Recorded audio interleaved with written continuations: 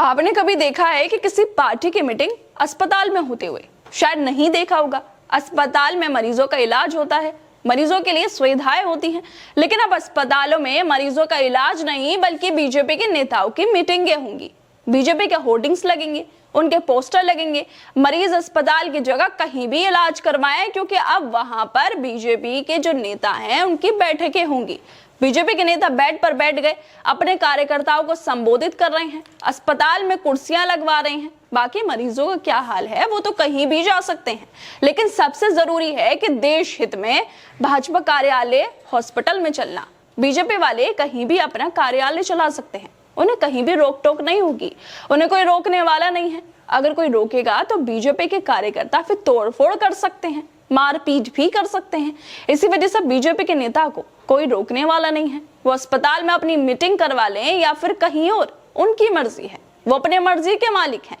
दरअसल भारतीय जनता पार्टी के नेता की मीटिंग एक अस्पताल में हो रही थी, जो चर्चा का विषय बन गया है। पार्टी की ये बैठक किसी कार्यालय सभागार में नहीं बल्कि एक अस्पताल के मरीज वार्ड में हो रही थी। भाजपा ने हाल ही में कानपुर उत्तर जिले के नए जिलाध्यक्ष के रूप में अनिल दीक्षित को नियुक्त किया है। जिलाध्यक्ष बनने के महज एक दिन बाद ही उनके साथ एक हादसा हो गया। घर में सीढ़ियों से गिर गए, जिसकी वजह से हड्डी टूट गई। फौरन उन्हें अस्पताल ले जाया गया, वहां पर उनके पैर का ऑपरेशन हो गया। इसी वजह से अनिल दीक्षित ने सोचा कि जिस अस्पताल में ऑपरेशन हुआ है उसी को ही अब अपना कार्यालय बना लिया जाए। मेरा तो पैर का ऑपरेशन हो गया, बाकी मरीज कहीं भी जाकर अपना इलाज करवा लें, क्योंकि अस्पताल में इलाज से ज्यादा बीजेपी के होर्डिंग लगवाना जरूरी है, बीजेपी के पोस्टर लगवाना जरूरी है।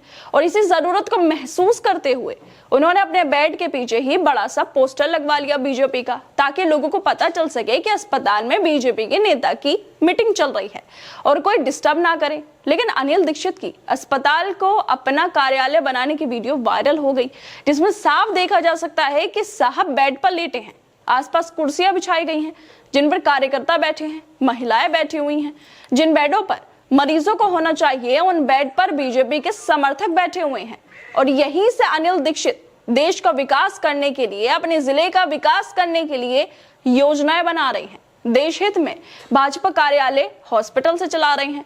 और इनकी इसी देशभक्ति को देखकर वरिष्ठ पत्रकार रवीश कुमार भी ट्वीट करने से रह नहीं पाए। इसलिए वो ट्वीट करते हुए लिख रहे हैं कि कुणाल की कॉमेडी का वीडियो है ये कानपुर का, बाकी बिस्तर से मरीज भगा दिए गए हैं या बीजेपी में शामिल करा लिए गए हैं।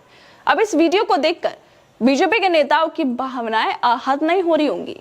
अब बीजेपी के समर्थकों को बुरा नहीं लग रहा होगा, क्योंकि अस्पताल के जितने भी मरीज होंगे उन्हें पहले ही बीजेपी ज्वाइन करवा ली गई होगी, पहले ही उन लोगों से साइन करा लिया गया होगा कि अब आप सिर्फ मरीज नहीं बल्कि बीजेपी के कार्यकर्ता बन गए हैं।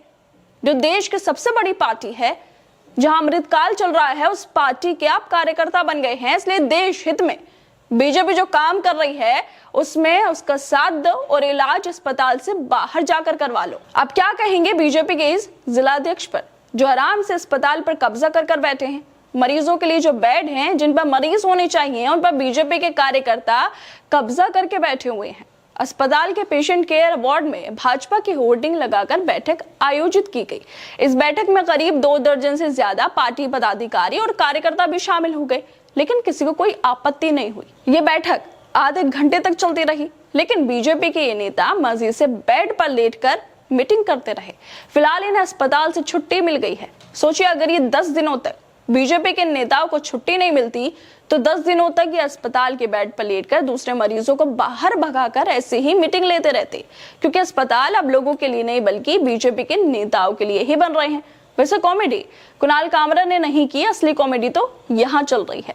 अभी किसी कोने में कोई व्यक्ति नमाज पढ़ रहा होता तो पूरे मीडिया में हंगामा मच जाता, FIR हो जाती, बुलडोजर से घर तोड़ने की आवाज भी उठ रही होती। बाकी बीजेपी के नेता है, अस्पताल ही इनके कार्यालय हैं, थाने ही इनके ऑफिस हैं, तो इन पर कोई कार्रवाई नहीं करेगा। खैर दोस्तों, आप लोगों को क्या लगता है जिस तरह से बीजेपी के नेता की अस्पताल में लेटे हुए, मीटिंग लेते हुए, अस्पताल को घेरे हुए, जो रूम है उसको घेरते हुए ये वीडियो सामने आ रही है, इसको लेकर हमें अपनी राय जरूर दें और बाकी तमाम खबरों को देखने के लिए जुड़े रहिए हमारे साथ।